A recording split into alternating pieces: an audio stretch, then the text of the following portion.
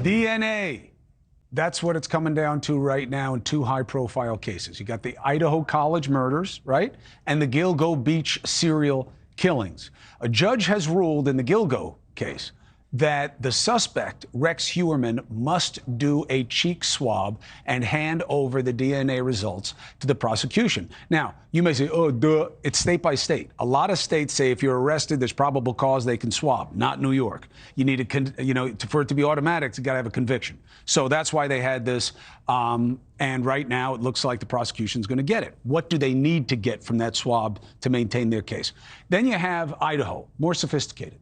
Bryan Kohberger's defense team is going after genetic genealogy, okay, and looking at family genealogy, which was the process that began their way of finding their way to him, okay?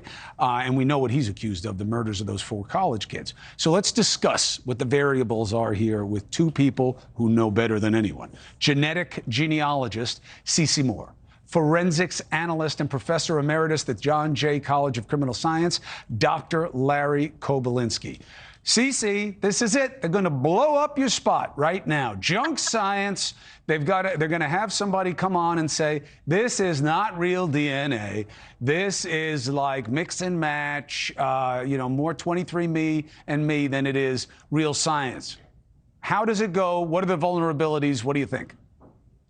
Well, Chris, really, investigative genetic genealogy and SNP profiles are completely irrelevant to this case. Yes, they may have pointed law enforcement toward Bryan, but they are not going to be used against him as evidence of guilt.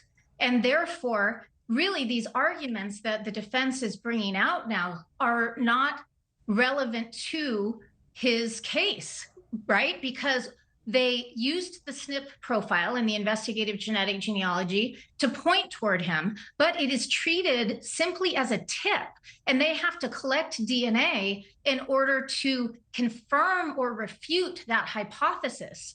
And they then will use that STR profile, that traditional genetic evidence that's been accepted in court for decades.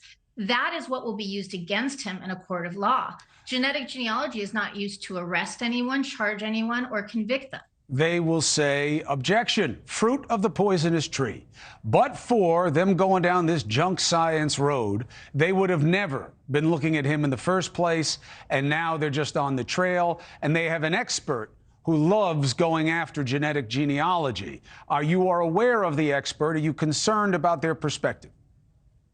I'm not concerned because it's the same arguments that Dr. Larkin has been making for 5 years. She is not a lawyer or a constitutional scholar, neither am I, but I can look at the case precedent that's already been set. I have helped, through my genetic genealogy analysis, identify over 130 living suspects in violent criminal cases, and 60 of those have already worked their way through the courts and ended in a conviction. And that means that we already have seen significant precedent on these very same arguments or very similar arguments. That's not to say this judge couldn't rule differently, but if he follows the case law that's already been established, then it's very unlikely that the defense will be successful with this. And just to fill in the audience, the reason you bring in that she's not a constitutional expert is because her main avenue of attack is this is an unlawful search and seizure, which is the 4th Amendment under the Constitution, right? That by going through the family, you're basically backdooring not having a legitimate basis to ask him directly. The counter argument in the case law right now is exactly what you just laid out, which is it's non-dispositive. This is not what takes somebody to prison. It's what starts them on the road to see if they can take them to prison. So we'll see what happens, but you may not be a constitutional expert, but you laid that out perfectly. All right, Larry Kobilinsky, let's see if you can do as well. On Gilgo Beach, am I right that, state by state here, but they did have to go and appeal to the judge to get a swab? It's not a no-brainer after an arrest. It's very typical. What you start off with are pseudo-exemplars, and what you need is a true exemplar in making any comparison. DNA is a comparative science, and it's certainly good for an investigative lead to have a pseudo-exemplar, but you need a cheek swab to actually go to court and litigate a case. Hey, thank you for watching. Please go to newsnationnow.com, newsnationnow.com, and you can find NewsNation on your television provider. And don't forget to click the red subscribe button down below.